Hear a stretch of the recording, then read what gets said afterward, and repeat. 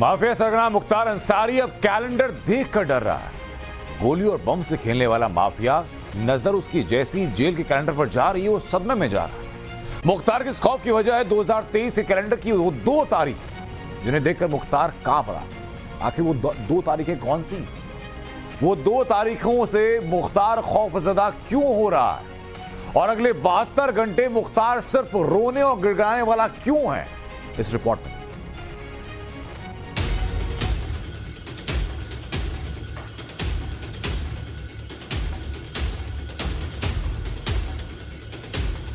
जुर्म की दुनिया के शहंशाह का चेहरा स्याह पड़ चुका है।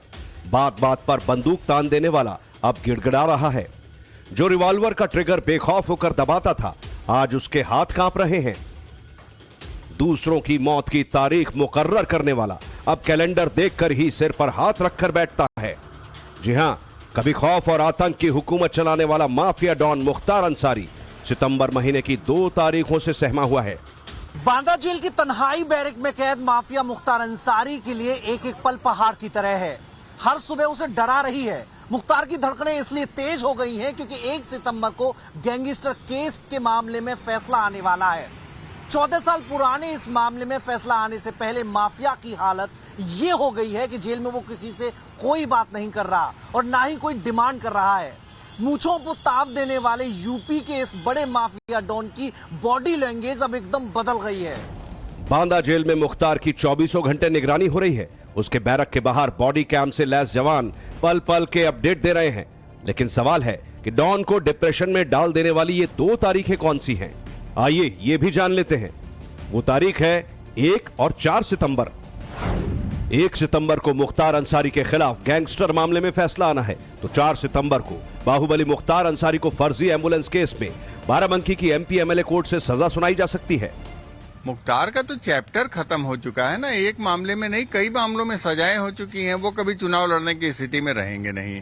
जेल की ही सलाखों के पीछे उनको रहना है, ये मान करके चला जा रहा है और उनके करीबी नहीं, परिवार के भी लोग मान के चल रहे हैं। तो मुख्तार एरा खत्म हो चुका है। गाजीपुर MP MLA कोर्ट से मुख्तार के खिलाफ गैंगस्टर एक्ट के एक केस में सोमवार को ही फैसला आना था, लेकिन फैसले की तारीख 1 सितंबर हो गई। इसी मुकदमे के फैसले का खौफ मुख्तार को सोने नहीं दे रहा। 1 सितंबर को साल 2009 के कपिल देव सिंह हत्याकांड और मोहम्मदाबाद के अमीर हसन की हत्या की कोशिश के मामले में मुख्तार के खिलाफ फैसला आएगा। आरोप है कि मुख्तार ने जेल में रहते हुए कपिल देव सिंह की हत्या कराई। इस हत्या के बाद साल 2010 में मुख्तार पर गैंगस्टर का मुकदमा दर्ज किया गया। इसके बाद मोहम्मदाबाद में दर्ज हुए एक और हत्या की कोशिश के मामले में इसको शामिल किया गया। गैंगस्टर एक्ट में जो आरोप लगाए जाते हैं, वो आरोप यही था कि इनका भय है, आतंक है और क्षेत्र में जो है दहशत फैलती है। लोग इनकी वजह से गवाही नहीं दे पाते हैं, शांति व्यवस्था को के लिए समस्या है। इस तरह के आधार को आरोप बना करके और ये लगातार हीनियस क्राइम्स जो हत्या और हत्या के प्रयास जैसे गंभीर मामले हैं, ऐसे मामलों को ये अंजाम देते हैं और अपने गैंग के माध्यम से अंजाम दिलाते हैं कि इसी आरोप के आधार पर इनके ऊपर गैंगस्टर लगे। CM योगी यूपी की गंदगी साफ करने में लगे हैं। माफिया के खिलाफ एक्शन बैक टू बैक हो रहा है। अब ना सिर्फ मुख्तार अंसारी बल्कि मुख्तार मंडली की मृत्यु कुंडली भी तैयार हो चुकी है। यानी जो मुख्तार दशकों तक कानून को खुद के आगे बौना समझता था, उसके लिए अब जेल से बाहर निकलने के रास्ते बंद हो चुके हैं। लेकिन योगीराज से पहले सलाखों के पीछे जो रसूख मुख्तार का था, उसके आगे अतीक अहमद का जलवा फीका लगता है। गाजीपुर जेल में मुख्तार ने अपनी पसंदीदा मछली खाने के लिए जेल के अंदर ही तालाब खुदवा दिया। उसके बैडमिंटन खेलने के लिए जेल में बाकायदा कोर्ट बनवाया गया, जहां अफसर उसके साथ बैडमिंटन खेलते थे। जिन जेलों से अपने गैंग IS 191 को ऑपरेट कर मुख्तार जुर्म की दुनिया का शहंशाह बन बैठा था, अब उन्हीं जेल की दीवारें उसे डरा रही हैं। जेल में रहते हुए भी जो मुख्तार क्राइम सिंडिकेट चलाता रहा, जिस पर हत्या के 8 केस जेल में रहते वक्त दर्ज हुए, उस मुख्तार को अब जेल में ही सड़ जाने का गम खाया जा रहा है। पहले मुख्तार जिस जेल में बंद होता, गुर्गे भी जमानत तोड़वाकर वहीं चले जाते। जेल के आसपास उसके गुर्गे रहने लगते। उन्हीं गुर्गों के जरिए वो जेल में बंद छोटे अपराधियों को साथ मिलाकर पूरी बैरक पर दबदबा बना लेता। लेकिन अब ऐसा कुछ भी नहीं हो पा रहा। मुख्तार के खाने पीने से लेकर सोने जागने तक पहरा कड़ा कर दिया गया है। साल 2017 से पहले जेल की दीवारें भी मुख्तार अंसारी के अपराध को नहीं रोक पा रही थी। मुख्तार अंसारी को रोकने का दम किसी में नहीं था और इसकी मुख्य वजह थी सत्ता तक उसकी मजबूत पकड़। पिछले 18 सालों से जेल में बंद मुख्तार की मुख्तारी सत्ता के सरपरस्ती में कुछ इस कदर मजबूत हुई कि उसने 8 राज्यों में अपना आर्थिक साम्राज्य फैला दिया। लेकिन साल 2017 के बाद योगी राज में मुख्तार की दादागिरी, माफियागिरी पर ब्रेक लग गया। बात बात में लोगों पर बंदूक तान देने वाले मुख्तार के तेवर वैसे नहीं थे जैसे हुआ करते थे। 4 दशक से मुख्तारी चला रहे इस बाहुबली को पहली सजा पिछले साल सितंबर में योगी राज में ही सुनाई गई।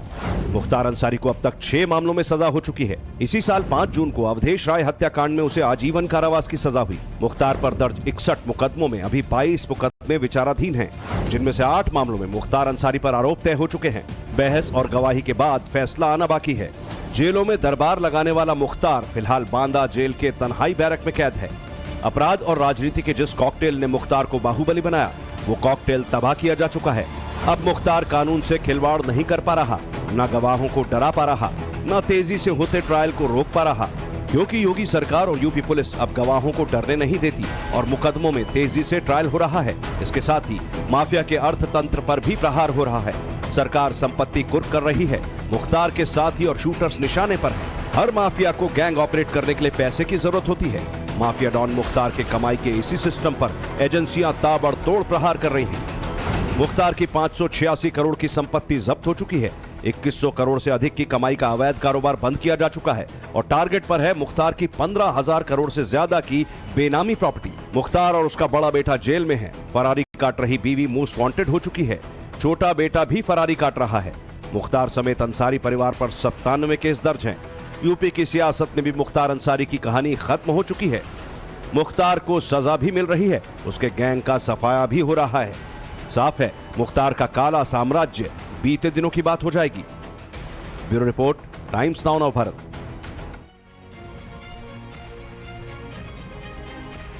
देश में 2024 के चुनाव की तैयारियां चल रही। इस चुनावी फिजा में योगी राज की गूंज सबसे ज्यादा है। प्राइम मिनिस्टर नरेंद्र मोदी ने भी योगी राज की तारीफ। ये मोदी ने यूपी को 100 में से 100 नंबर दिए। मोदी जो सबसे हिसाब और जवाबदेही की बात करते हैं, वो योगी की बार बार तारीफें क्यों करते हैं? और जब योगी आदित्यनाथ की तारीफें हो रही थी, उस वक्त योगी कहां थे? योगी राज का मतलब क्या? योगी ने यूपी में 2024 से पहले कौन सा बड़ा कानून लागू करने की बात? 2024 में इसका इंपैक्ट क्या होगा? इन सारे सवालों के जवाब इस रिपोर्ट में जरा।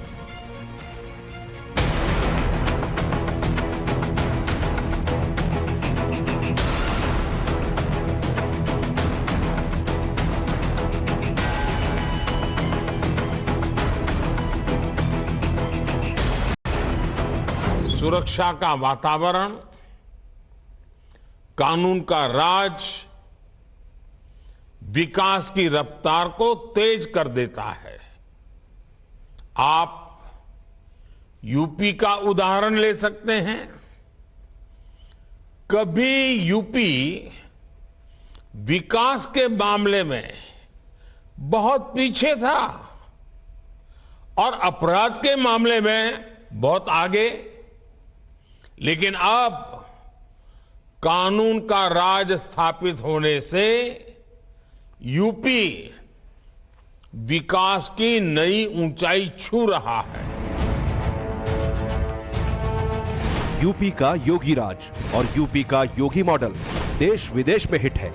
योगी राज की डिमांड और योगी मॉडल का इंपॉर्टेंस हर कोई जानता है, लेकिन जब पीएम मोदी इस मॉडल की तारीफ करते हैं तो ये बात और बड़ी हो जाती है। बात बहुत इंपॉर्टेंट हो जाती है। कभी गुंडों माफिया की दहशत में रहने वाले उत्तर प्रदेश में आज भयमुक्त समाज की स्थापना हो रही है।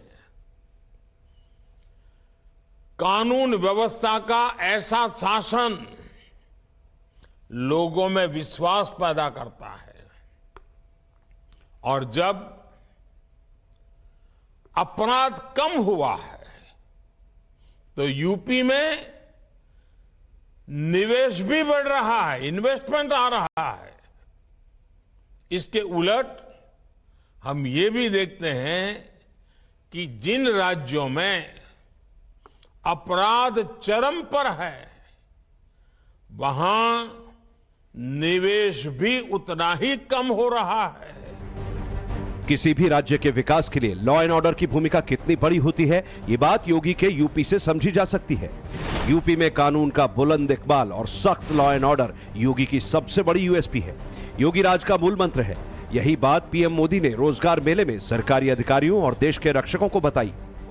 जिस वक्त प्राइम मिनिस्टर मोदी योगी राज की तारीफ कर रहे थे, उस वक्त योगी राजधर्म की लकीर को लंबा कर रहे थे। योगी यूपी के बाढ़ प्रभावित इलाकों का दौरा कर रहे थे, बाढ़ राहत शिविर लगाकर लोगों की मदद कर रहे थे। यही यूपी का योगी राज है। आज मैं प्रातःकाल से फर्रुखाबाद, कासगंज और शाहजहांपुर इन जनपदों के दौरे पर हूं।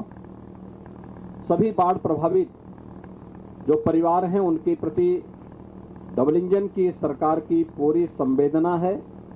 प्रधानमंत्री जी ने भी उन सभी पीड़ित परिवारों का हालचाल जाना है, उनके प्रति अपनी संवेदना व्यक्त की है और उनको तत्काल जो भी राहत सामग्री हो सकती है उन सभी लोगों को, परिवारों को अनमन्य राहत सामग्री उपलब्ध कराने के लिए कहा है। और आज मैं स्वयं ही इसकी निगरानी करने के लिए आया हूं। मैं सभी पीड़ित परिवारों को इस बात के लिए आश्वस्त करता हूं कि सरकार आपदा के इस समय में आपके साथ खड़ी है। आमतौर पर लोग योगी के राज का मतलब बुलडोजर को मानते हैं, लेकिन ऐसा बिल्कुल नहीं है। योगी राज में यूपी सरकार सिर्फ कानून के बुलंद इकबाल की बात नहीं करती, बल्कि राज्य के हर नागरिक की सुरक्षा की गारंटी भी देती है। राज्य के हर आदमी के प्रति अपनी जिम्मेदारी समझती है। योगी राज मतलब बिना भेदभाव सबके लिए काम। सरकार की नजर में सबसे निचले पायदान तक नजर। प्रदेश की आज दशा और दिशा बदल गई है। वो उत्तर प्रदेश जहां सांप्रदायिक दंगे होते थे, वो उत्तर प्रदेश जहां माफियाओं का एक छत्र राज होता था, उस उत्तर प्रदेश की आज परिस्थितियां भिन्न हुई हैं। आज बिजली पहुंची है, आधारभूत संरचना बढ़ी है और इन सब के कारण आज उत्तर प्रदेश निवेश का एक सबसे पसंदीदा स्थान बना है। वैसे तो 6 साल के योगी आदित्यनाथ के कार्यकाल में ऐसी चीजें हैं जिन्हें योगी राज के एग्जाम्पल के तौर पर दिखाया जा सकता है। योगी को बतौर मुख्यमंत्री एक ट्रेंड सेटर बताया जा सकता है।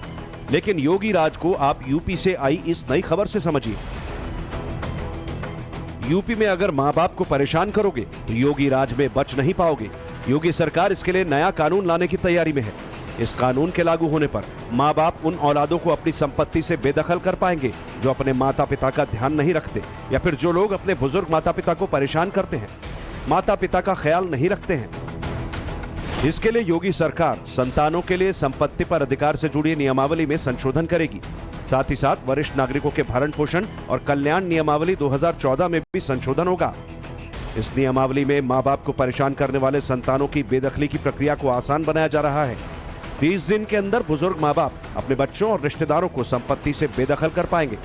अगर बुजुर्ग आवेदन देने में असमर्थ है तो किसी संस्था की ओर से आवेदन दिया जा सकता है। इसमें पुलिस और सिस्टम पूरी तरह से बुजुर्ग के साथ खड़े होंगे, बुजुर्गों की पूरी मदद करेंगे। अगर कोई व्यक्ति आदेश जारी होने के 30 दिन के अंदर वरिष्ठ नागरिक की संपत्ति से खुद को बेदखल नहीं मानता तो अधिकरण या ट्रिब्यूनल बुजुर्गों की संपत्ति पर कब्जा दिलाने में मदद करेगा। यूपी के समाज कल्याण विभाग ने प्रस्ताव तैयार कर लिया है। वकीलों की सलाह ली जा रही है। इसके बाद इस नई नियमावली को विधानसभा में पेश किया जाएगा। मतलब ये, अगर आपको यूपी में रहना है तो माँ बाप का कहना मानना ही होगा। अक्सर आपकी जानकारी में आपके आस पड़ोस में ऐसे कई मामले सामने आते हैं जिनमें बुजुर्ग माता पिता को उनके बच्चे घर से बाहर निकाल देते हैं या फिर उनकी केयर नहीं करते। लेकिन अब ये कवायद अगर बच्चों ने की तो उन्हें ये कोशिश भारी पड़ सकती है, क्योंकि योगी सरकार ने 2014 में बनाई गई भरण पोषण कल्याण नियमावली में संशोधन की कवायद शुरू कर दी है। और अब इस नियमावली में ये संशोधन किया जा रहा है कि जो बच्चे अपने माँ बाप का ध्यान नहीं रखेंगे, उन्हें घर से निकालेंगे, उनकी चिंता नहीं करेंगे, वो बच्चे अगर माँ बाप चाहेंगे तो उन्हें 30 दिन के भीतर अपनी संपत्ति से बेदखल कर सकते हैं। ये सही स्टेप है और खासकर मतलब नालायक बच्चों के लिए जरूरी है। जो बच्चे नालायक हैं उनको संपत्ति से बेदखल किया जाना चाहिए।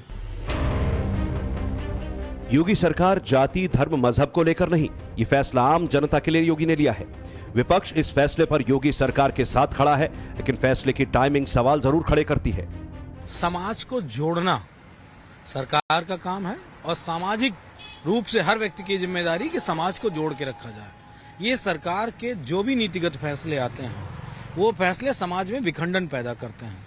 बाप को भाई से लड़ा दे, बाप को बेटे से लड़ा दे, माँ को बेटी से लड़ा दे, पड़ोसी को पड़ोसी से लड़ा दे, हिंदू को मुसलमान से लड़ा दे, गरीब को अमीर से लड़ा दे, मध्यम वर्ग को अमीर से लड़ा दे। यही इनके पास है। ये इस तरह के तमाम सारे नियम कानून ले आएंगे। समाजवादी पार्टी को इस कानून में सियासत क्यों नजर आ रही है, इसके लिए यूपी के कुछ आंकड़ों को समझना है, क्योंकि सियासत में आंकड़ों का बहुत इंपॉर्टेंट रोल होता है। वोटों के नंबर से ही सरकार बनती है और वोटों की गिनती कम होने पर पार्टियां चुनाव हार जाती हैं। सरकारी डेटा के मुताबिक यूपी में 75 वृद्धाश्रम हैं। इनमें 6053 बुजुर्ग रहते हैं। इतना ही नहीं, जनसंख्या और लोकसभा की सीटों के हिसाब से यूपी देश का सबसे बड़ा राज्य है। यूपी सीनियर सिटीजन्स की आबादी के लिहाज से भी देश का सबसे बड़ा राज्य है। 2011 की जनगणना के मुताबिक यूपी में करीब सीनियर सिटीजन्स की संख्या 1,54,04,000 है। अगले साल यूपी में 80 सीटों पर लोकसभा के चुनाव होंगे। ऐसे में योगी का फैसला बड़ा इंपैक्ट रखता है। एक बड़े वर्ग से योगी का डायरेक्ट कनेक्शन बनता है। ब्यूरो रिपोर्ट, टाइम्स नाउ नव भारत।